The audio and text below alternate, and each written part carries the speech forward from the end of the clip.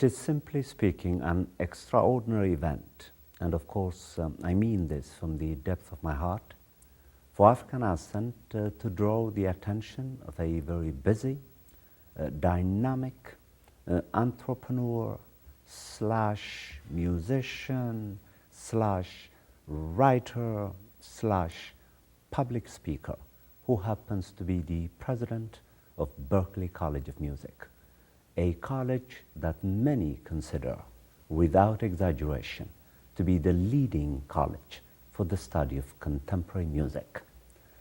President Roger H. Brown is appearing in African Ascent for the second time. It took about a year and half-long work with his personal secretary to make this event available to my viewers, thousands of you. So instead of venturing to do the impossible, which is to introduce this president, was done quite a bit with his wife, Linda Mason, as founder of the Bright Horizons, and introduce him extemporaneously. I thought that I should share with you his accolades and his accomplishments as enumerated in Wikipedia.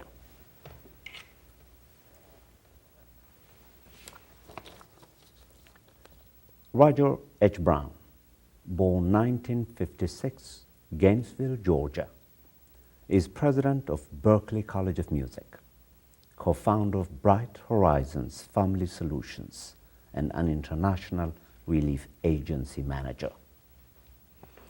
Brown graduated Phi Beta Kappa from Davidson College with a degree in physics and public policy in 1978. He then spent a year teaching science and math in Kenya before returning to the US to attend Yale School of Management. After his first year at Yale, he and his wife, Linda A. Mason, co-directed Land Bridge, a famine relief program on the Cambodia-Thailand border. Working under the auspices of CARE and UNICEF, the program served as many as 25,000 people a day and was the largest emergency food distribution effort ever attempted. He then returned to Yale, earning a master's in public and private management in 1982. He and Mason wrote a book about their experiences in Cambodia: Rice, Rivalry, and Politics. After graduating, Brown took a job with Boston management consulting firm Bain & Company, but left in January 1985 to co-direct famine relief efforts in Sudan for Save the Children. The innovative program developed by Brown and Mason established many local food distribution centers rather than a few centralized ones. Returning to Boston, Brown and Mason co-founded Bright Horizons Family Solutions, which provided on-site child care for client company employees in 1986. Under their leadership, the company grew into a publicly traded company which currently employs 24,000 people. As of 2012, Brown served as Chief Executive Officer until January 2002. He's also the founder of the Horizons Initiative, which provides services for homeless children. And the Bright Horizons Foundation for Children, which creates play spaces in homeless shelters. In July 2012, Brown assumed the role of chairman of the board of Boston After School and Beyond. He is the recipient of the White House's Ron Brown Award for Corporate Leadership and the Ernst & Young USA Today Entrepreneur of the Year Award. Brown assumed the presidency of our very own Berklee College of Music in 2004. He's the third president of the college and the first one who is not a member of the Burke family. He broke a tradition. A music enthusiast and a vocational drummer, Brown had produced award-winning CDs of children's music featuring Ziggy Marley and Arlo Guthrie, among others, as a fundraiser for the Bright Horizons Foundation for Children. Under his leadership, Berklee has not only grown and diversified its on-campus enrollment, but also grown its online educational offerings through Berklee Online. Since he became president, the college also has initiated an Africana Studies program, the Berklee Global Jazz Institute, and an American Roots Music program. And need I say, considerably much more, most particularly the visible presence of this remarkable melody that he once, in a very articulated manner, called the musical instrument that Brown takes great pride to have under its control. Welcome to African Ascent. Wonderful to be here. Thanks for having me back. Thank you so much for coming for the second time. Yeah. We have a lot to talk about. So what I thought we should concentrate on for the first part of the interview is for you to talk as much as you would like about one of your visions for Berklee College of Music. This idea of training our students to be globally conscious, globally minded musicians for the 21st century. That is quite an undertaking. It is so ambitious, but knowing your tremendous energy, your care, your thought, and your love of Berklee College of Music, there is no doubt in my mind that you're going to pull it off and link it to this idea that the UN is articulating, conquering poverty or reducing it considerably by the year 2030. And I'm sure that one of your visions is to see to it that Berklee College of Music plays a key role in this daunting task. Well, Berklee has this great and long tradition of welcoming students from all around the world to our campus. Two of the earliest students who came from other places were Toshiko Akiyoshi, this great Japanese female pianist, who came literally 5 or 6 years after World War II ended, when a lot of Americans were not that happy with Japan. And the other was an amazing Turkish musician, R.F. Mardin, who went on to produce many, many people, maybe most famously Aretha Franklin, the Young Rascals, the Bee Gees, Norah Jones.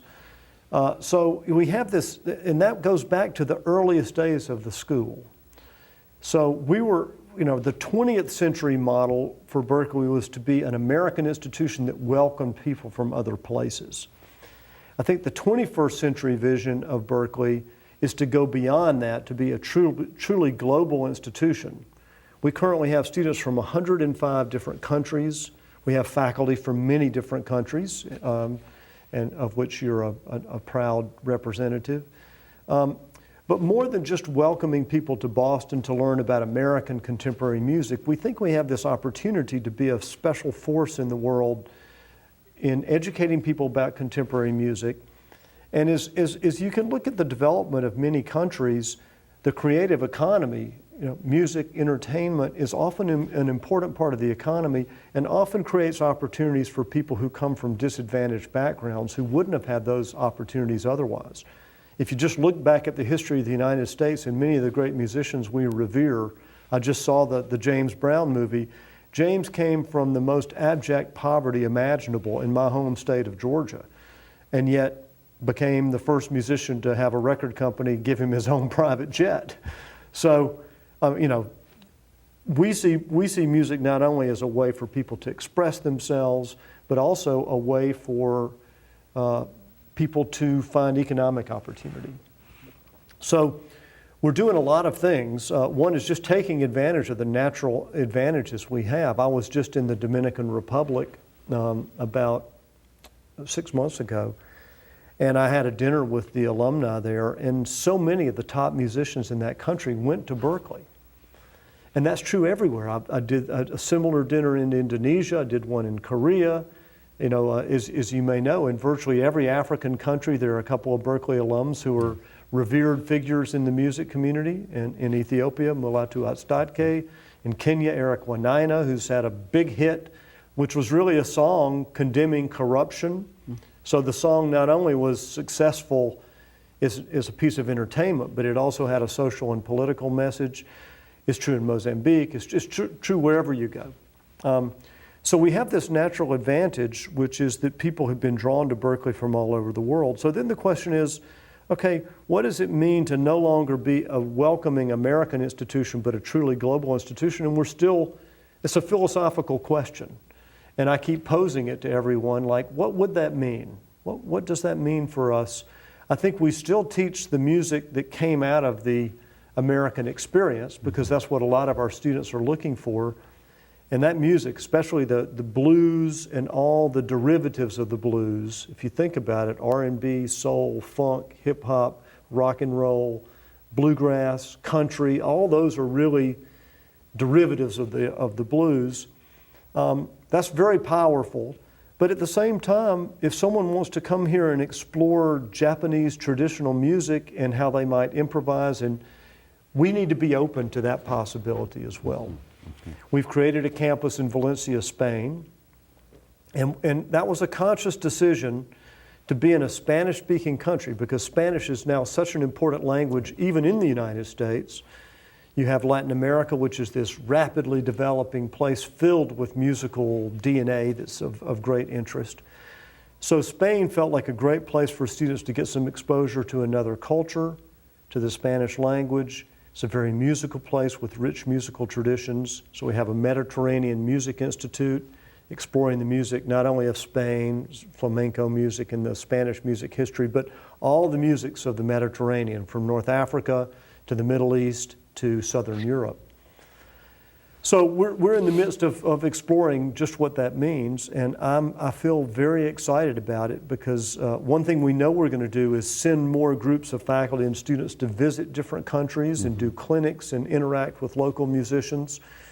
We have this very interesting program now where we're bringing music educators from different parts of Africa to the Berklee campus, from China to the Berklee campus. So they can absorb the way we teach and the way we think and bring it back and share it with hundreds of students. And while they're here, we learn from them about what they teach and how they approach their educational mission. So it's an exciting time. Okay. Well, as I was researching on you, with great fascination, by the way, I read this quite well done piece that appeared in Berklee Today, I believe a few years ago.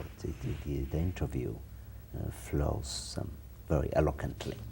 And a few descriptions of your work and your history, with a beautiful picture of you and Ms. Mason in 1985 and in Sudan, where you worked on the Relief a Famine project that was gripping the area.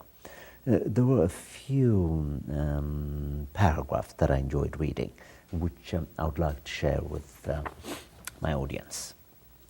Here's one of them. Just before receiving his bachelor's degree in physics in 1978, Brown attended a presentation by a representative from a small school in rural western Kenya, who had come to Davidson to recruit math teachers.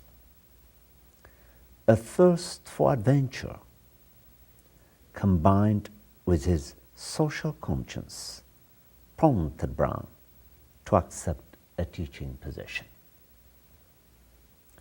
After committing to teaching Kenya for 1 year, he packed his bags and headed to Africa, staying alternately in a hut, a grain warehouse, and a laboratory under construction. Brown lived without electricity and running water and depended on moonlight or a kerosene lantern to read books at night. It was a fantastic experience, Brown says. Quote, I wanted to live like the average villager in the community, even though the headmaster of the school was very uncomfortable with that. My standard of living was lower than that of most of the teachers there, who were generally pretty wealthy vis-a-vis the community. I really got a feel for what life was like for Kenyans. I went to weddings and funerals and even played a gospel music with local musicians. That kept music in my life. That kept music in my life.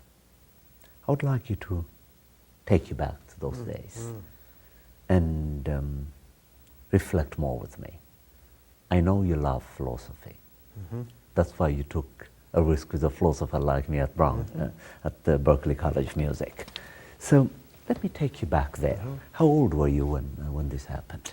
I was 21. I just finished college. And I'd actually, it's interesting, I'd been looking for an opportunity in Ecuador because my Spanish teacher was from Ecuador, and I thought I should go and become fluent in Spanish because I'd studied Spanish. But when this guy came from Kenya, Albert Maleche was his name, it just clicked for me, and I thought, this is what I'm going to do. Incredible. And I had, you know, these were the days when there was no formal program, there was no training, no orientation. I just jumped on an airplane, I flew to Nairobi. And there you were.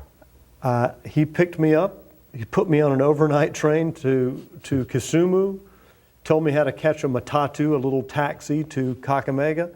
I showed up in Kakamega, and you know, as I learned about Africa, you know, the headmaster of the school was gone for several days. It was the holidays, and he was back in the village he had grown up in. And so I just sort of waited, which was a real, you know, for someone who grew up in a kind of bustling, time-centric Western culture, it was really interesting to say, okay, I just need to sit here and wait till he comes back. And he proved to be maybe my greatest teacher in life. And you know his son, Sammy Lutomia, That's right. who works at Berklee now. Yes. But Francis is a great teacher, was a great headmaster, and for some reason he decided that he was going to teach me everything he knew about Kenya. And he was a philosopher. He actually studied African religion. So he was a well-trained scholar, and so he had both learned about religion, but he had also been raised in going to a school with Jesuit priests from the West. So he knew a lot. You know, he knew not only the religion he had been raised with, he had a scholarly study of African religion in general in university, and he had this exposure to these Jesuits who exposed him to world religion. So he was just an amazing teacher.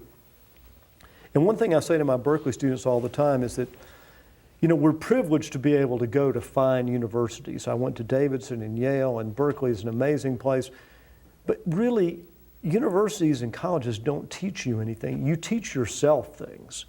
They can create the conditions under which you're motivated and have all this material at your fingertips and have great teachers and great peers who help you learn.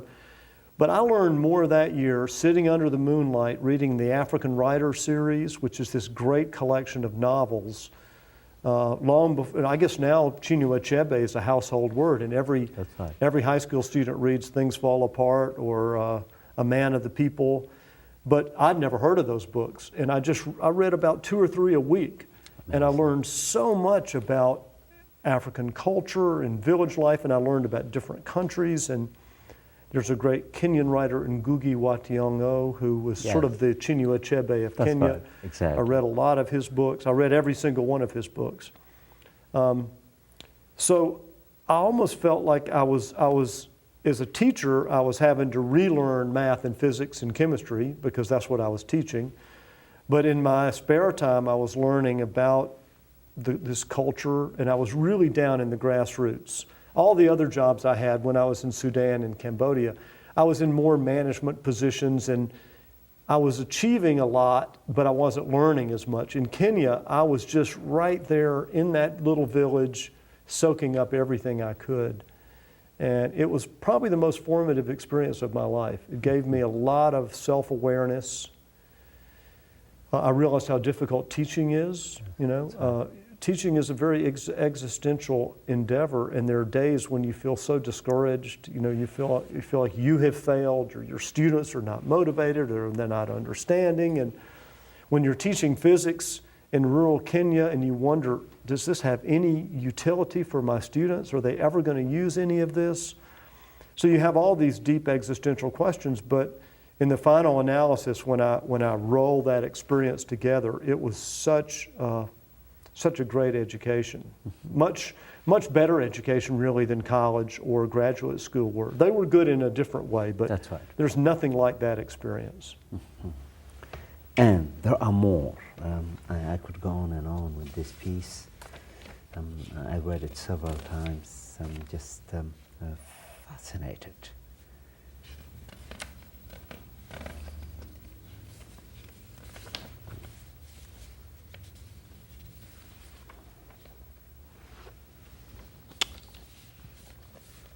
There is also a reference to this. Again, I couldn't help but look at this paragraph as a poetic metaphor for destiny, for what people very early on choose a way of life without necessarily knowing all the reasons underlying what they do. But once they choose it, then the reasoning doesn't become apparent to them until much later. Here is a statement called Mission Driven, appropriate for the renomination, in fact. Some businessmen would have figured the venture was a no-go and cut their losses. That approach doesn't fit Brown's philosophy, though. Quote, "My wife and I are very tenacious people," he says. If we had been looking at it from a purely economic point of view, maybe we wouldn't have stayed with it. But we saw it as something we wanted to do with our lives, and that the benefits would be more than economic. Mm-hmm.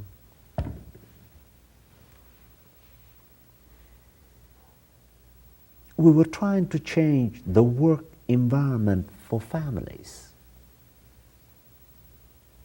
We were making the country more family-friendly by helping children get the early education they needed. Now comes the poetic/philosophical phrase that captured my attention. It became a mission for us. It became a mission for us, or what you may call an existentially propelled decision that you and your wife made. I had gotten my teeth sunk into this deeply and felt so much hope that I was determined to make it work. Now you say, this is a philosophical argument that I would like you to defend. It helps to be mission-driven. Or if I could paraphrase it, it helps to be existentially propelled. When you do something because you believe in it, you do it whether it's working perfectly or not, because you think it matters. You're my soulmate, President Brown. That's why I chose philosophy, which gave me grief and marginalization in this society until Berklee discovered me and gave me a home for 30 years. Yeah. Well, I will say you are doing a great job of bringing philosophy to our students. And I meet so many of them who are wrestling with those deep questions of destiny and purpose that philosophy helps you ask. You know, if I look back on my life, one of the things I'm proud of that I didn't really realize at the time is that I always had a filter for things I did, and if it wasn't something I really cared about or believed in, I either didn't do it at all or I didn't do it very long. And some of those turn out to be good experiences, educational. You know, you kind of put yourself in a different environment and see a different group of people. But the things I've always been drawn to are the things that I just had natural passion for, music being at the top of that list. International and intercultural work. I feel like you learn so much when you get outside of your own cultural context. As you did. Not only about Africa or Kenya, but you learn a lot more about your own community. I remember I had been very frustrated with all these rituals, you know, like American weddings. They seemed so shallow and formalistic, and then I went to Kenya, and they're even more so. Like, people spend their life savings on weddings, and even more on funerals. And at first it kind of drove me crazy, and then I just started to say, well, maybe we human beings have a need to celebrate our lives, and maybe that's more important than, you know, what it costs or how much energy goes into it, or if it's perfectly authentic. You know, there are formal rituals that we have and that we need. So, you know, the personal insight I got into my own culture was important. But in my experience, like, let me ask a question this way. If you have a restaurant, two restaurants, one run by someone who loves food and believes that preparing food beautifully is their life's work, the other by someone who decided the food industry is growing, people are eating out more, maybe I can profit by starting a restaurant. We all know which restaurant we'd want to eat in. And we probably know which restaurant will be more successful, because the person who loves and cares about food is going to prepare it better than the person who just is motivated by being in business. Sure. And it always makes me sad when I hear people say they're in a job because it pays well, or because their parents wanted them to do it, or because it's a growing industry. Those might be secondary considerations, because you don't want to do something that's going to be, you know, destined to fail. But there's so many options in life of things that can work, and why not find something you're passionate about, that you believe in, that you wake up every morning and say, I can't wait to learn more about this. I think that's part of the beauty of the modern world. You know, when we were all subsistence farmers, we didn't have those choices. We just had to go out and farm and hope the weather was good and hope we could survive another year. But, you know, now I think we're liberated in some ways to not have to worry as much about those basic needs. So why not do the thing you love? And let me share with you something that I have been thinking about also in the context of this interview. And I mean this in a deep way. When I first joined Berklee about 7 years ago, I used to be aesthetically annoyed to sit in the basement where our cafeteria was,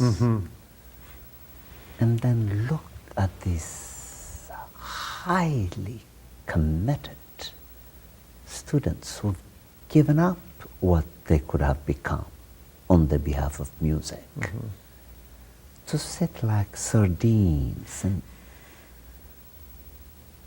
just you wonder how motivated they could possibly become, particularly for those who have seen better, who come from better households, even for those who don't. Yeah. And in that this darkness, which reminded me of Plato's dark cave, right? lasted for many, many years. This is not to flatter you, it is to speak sincerely. Until you came along and began noticing the importance of environment and possibilities of learning. Something that I make every effort to attend to in my own classes. I insist that the classroom is reasonably clean, aesthetically attractive, for students to want to hang out with their professor and then think philosophically. Similarly, I think what you did is you liberated our students, and I mean this, you and the able administrators, their names I can't fully remember, who helped you. There's this tall, gentle gentleman at Berklee. Bill Whitney. I love listening to him. He's so meticulous. He has a very model of dry sense of humor too. But precise. You just enjoy listening to him. Anyway, you and him and a few others have now given us a building in which I hang out. I've met you there a couple of times, and all these individuals who are buried in this cave now are suddenly going to produce music under the radiance of the sun and the light. So I really want to congratulate you for this. I've said this, I think, at a meeting in which I and you were present, and I want to share this publicly. Well, I will say that the cafeteria at Berklee, the new cafeteria at 160 Mass Ave, is open to the public. One of the challenges we've had is so beautiful and the food is so much better that we've had a lot of people who are not Berklee faculty or students come in, and we basically have more people there than we expected because people like it. But I think I have to give my wife credit for this. I think I grew up as kind of an anti-materialist. And a part of my experiment in Kenya was to see if I could live on a school teacher's salary in rural Kenya, which I did successfully. I saved a lot of money because I lived very simply, and I was, you know, I think like a lot of young people, kind of repelled by the materialism and consumerism that I saw in the United States. But my wife showed me a different path, which is to focus on beauty and aesthetics, not materialism, not consumerism.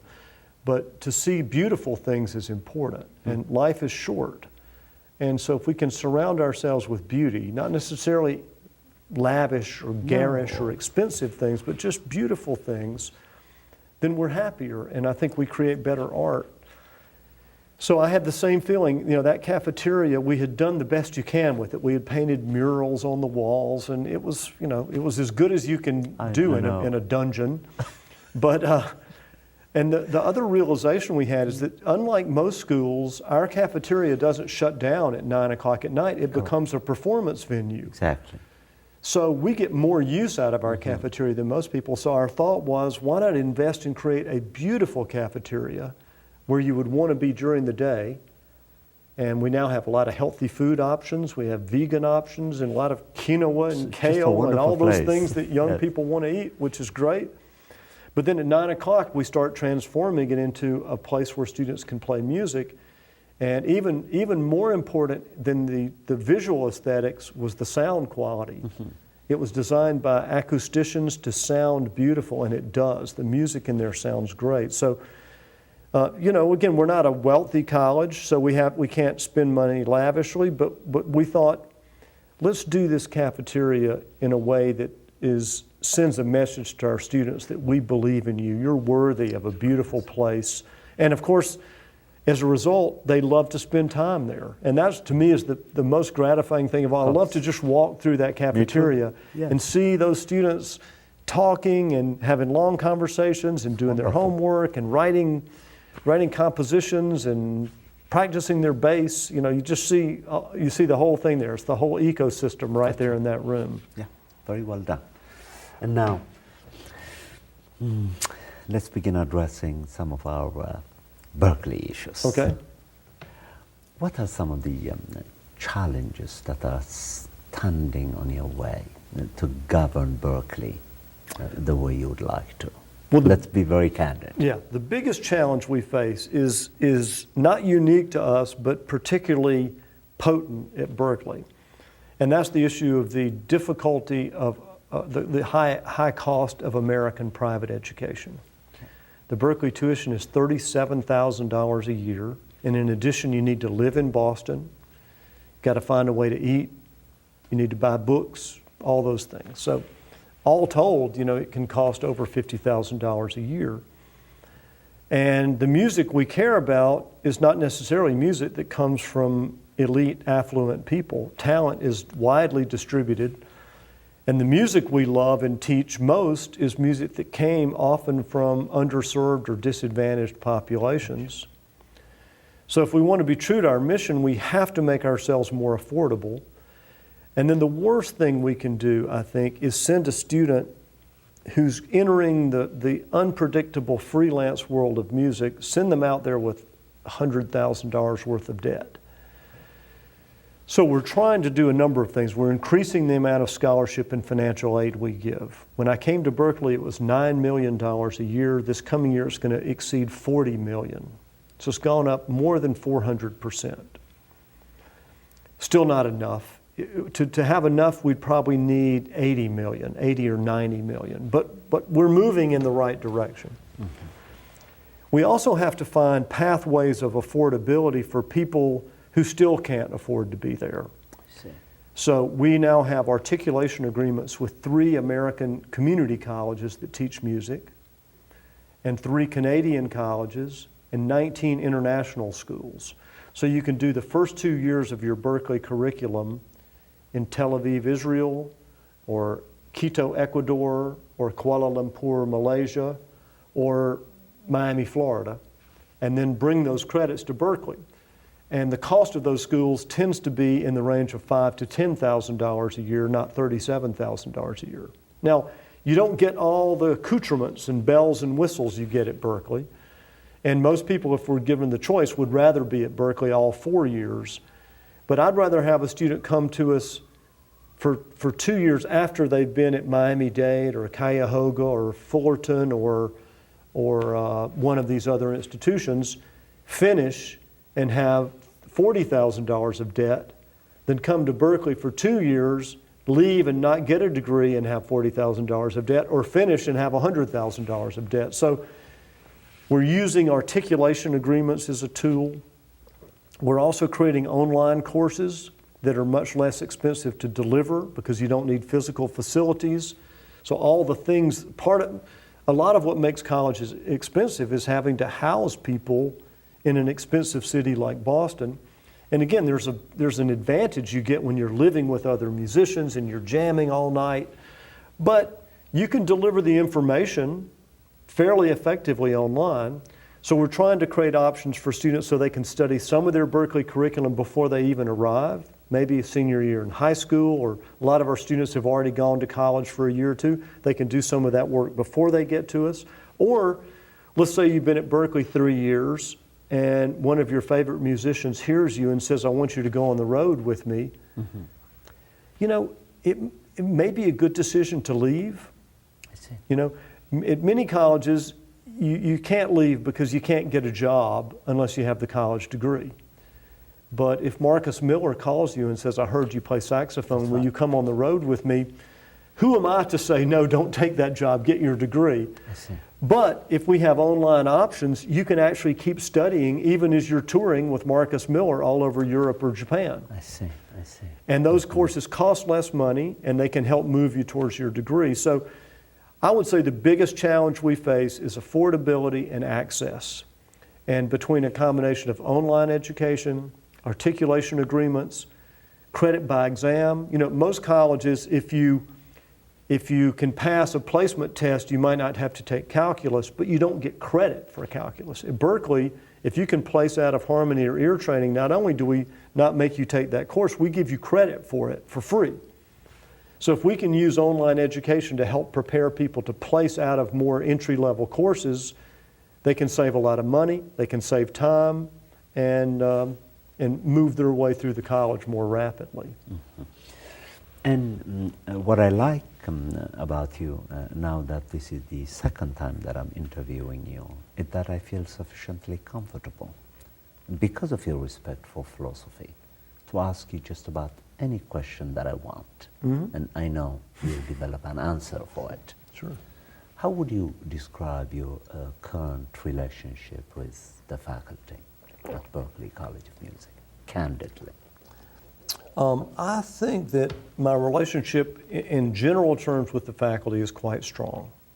I think I have personal relationships with many. We have over 600 faculty members, so I don't know everyone, and I can't say that I'm on intimate terms with most. But I think in general the faculty feel like I work hard, that I care, that some good things have happened, that when we make a plan, we fulfill that plan. We didn't have to lay anyone off during the 2008 recession. We were able to give a 1% increase when many schools were cutting pay or freezing pay. Now, college faculty would not be college faculty if they didn't dislike certain things about the administration. And I think part of what you sign up for in a college or a leader in a democracy is criticism. And people don't like everything that happens. So I try to be open-minded and listen, but I also try to explain the why. Sometimes I think if people understand the reasons why certain things happen the way they do, they make sense. But if they don't understand the reasons, they can scratch their heads and say, these people don't care, they're not involved, they don't listen to us, that kind of thing. So, I think you could tell me what you think the faculty think of me, but I feel pretty good about where we are in that. In general, I think the faculty at Berklee are strong, committed, motivated. We don't have this theory that everyone has to have a PhD. I think that gets in the way of a lot of institutions. They value the PhD and the research more than they value the skills and the teaching. And at Berklee, we're clear. The focus is on students and on good teaching. And if you have scholarship, that's wonderful. We don't want to get in the way of scholarship. But our real focus is to prepare students to have careers in music, and we know what our mission is, and we're not confused about that. So I think in general it's a strong place, and a lot of opinions. I mean, if you get 600 musicians in one place, you're going to have at least 700 or 800 different opinions. But I think we've done a good job of pulling all those together and finding a way to move forward. Mm-hmm. Speaking personally. Everybody knows, full disclosure, that I like you. And quite a few. I couldn't even think more than a handful of individuals who might not like you. You're one of these presidents, I want you to know, who is almost universally admired. Oh, You're you. doing extraordinary work at Berklee. Now, the graduate program, mm-hmm. that might complicate matters for us a little bit. Correct me if I'm wrong. You just correctly argued, I like the argument, that you don't attach much importance to PhDs. But when we begin running graduate programs, it's invariably going to be the case that we're going to begin recruiting individuals with PhDs to run the graduate program. If you think this is a primitive understanding, please make it more sophisticated. Yeah. Okay, well, let me be clear. as I think about the way you characterize what I said. I don't have anything against PhDs, and I think we have a number of people at Berklee who have them, and they add a lot to the community. But it's not the be-all and end-all. In so many schools, they'll say 98% of our faculty have a terminal degree. I always think that's a weird term. Terminal degree sounds like they died getting it, but they mean they have a PhD. The beauty of Berklee is we already have plenty of people with PhDs, so that our small master's programs, which will be 20 to 40 students, Yes. can be staffed by the faculty we currently have, and we may recruit some more people, but they're in areas like music therapy, music education, and performance. Those are the first three we'll be opening in Boston. And even in some of those, like in performance, we have Grammy-winning faculty who don't have PhDs, but are the best musicians in the world, and no one would argue with that. Danilo Perez, Terry Lynn Carrington, Joe Lovano, John Patitucci. So with our accrediting authorities, we're going to make the case that these are the people that the students should be studying with to get their master's degrees, and so far we've had no issue with getting the accreditation authorities to go along with that. So again, I think the master's programs are designed in some ways to be small cadres of super committed people who really want to get a little bit of what Berklee's all about. Think about music education. So many music educators are educated in traditional conservatories or traditional schools. So if they go into a high school program, they wouldn't know how to run a salsa ensemble or a mariachi band or a rock and roll ensemble or a heavy metal ensemble. At Berklee, we can train music educators to have this broader skill set that can help them be successful in schools where if they went in with traditional programs, they wouldn't be. So I'm not too worried about it, and I don't think we're going to, there will inevitably be some tensions around that, I'm sure. Yes. But when we applied for the programs, we found that we had so many strong faculty already on staff that it was really not an issue to show that we had that kind of academic heft. And what is your vision of producing the possibility of part-time faculty at the Berklee College of Music, so that to be consistent with Berklee being the leading college for the study of contemporary music? I just want to establish a logical consistency between the brand, which is Berklee, and the part-time faculty. Yeah. There is a disproportion, correct me if I'm wrong. Is it part of your vision to address this as Berklee becomes more comfortable, do you think? Well, we're approaching it in a couple of ways. One is, and this is an issue where some faculty may take issue with me, but part-time faculty at Berklee who have been teaching there for a while and have a lot of hours they teach actually qualify for health insurance and health benefits. They have 3-year contracts, they have job protection, they're part of the faculty union. So they have a much higher status than a typical adjunct faculty member would have at another institution. We're probably not going to be in a position to wave a wand and have everyone be full-time because of the costs and the difficulties of doing that. But we are, every year we're adding more people to the full-time ranks. And I do think there is a role that, especially in an art or music institution, adjuncts play who have very active lives outside of the school as performers or composers who also, they're straddling two worlds. They're active in the music world and they also are teaching at Berklee, and that part-time adjunct status allows us to give people the freedom to have those lives. So, in an ideal world, my first priority would be to make Berklee more affordable to more students, and that would cost about $40 or $50 million. Maybe next on the list would be to have everybody be full-time. Wonderful.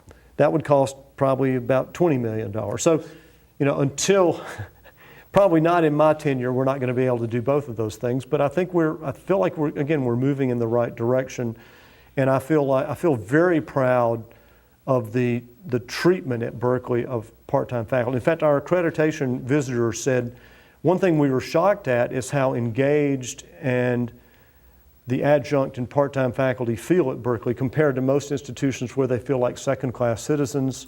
They're not included in much of the decision-making. We really try to, like opening day, we pay part-time faculty to come to that event. We pay part-time faculty to go to departmental meetings. So I think we go above and beyond to make sure that we have a unified group of faculty who all care about the school and are working hard to make it a great place.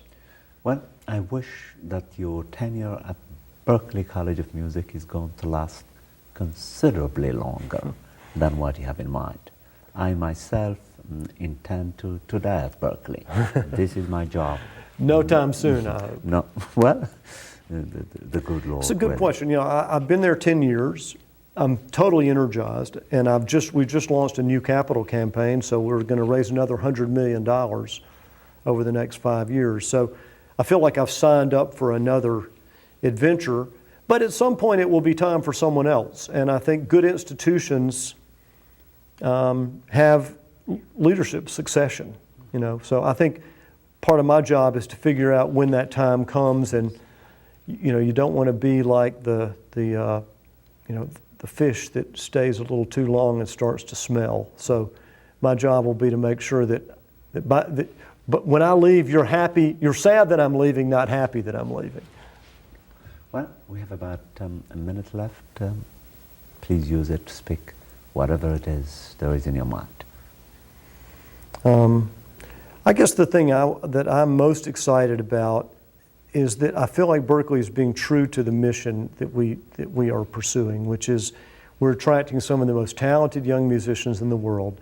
And not talented in a narrow way, like they're all the best technically proficient musicians. Some are great composers, songwriters, engineers, producers, music business people, entrepreneurs. So we have a very diverse mix of students. I think the faculty are committed to giving them the skills to maximize their chances of succeeding as musicians. There's no promises. You can't promise anyone success, and then the results are out there. You just look at what the students go and do and all the great music they're creating, the businesses they're starting, the TV shows and movies they're scoring music for, the music therapy and music education they're doing. It's really incredibly exciting. Well, this has been your host, Teodros Kiros, interviewing President Roger H. Brown of Berklee College of Music. Thanks for joining us.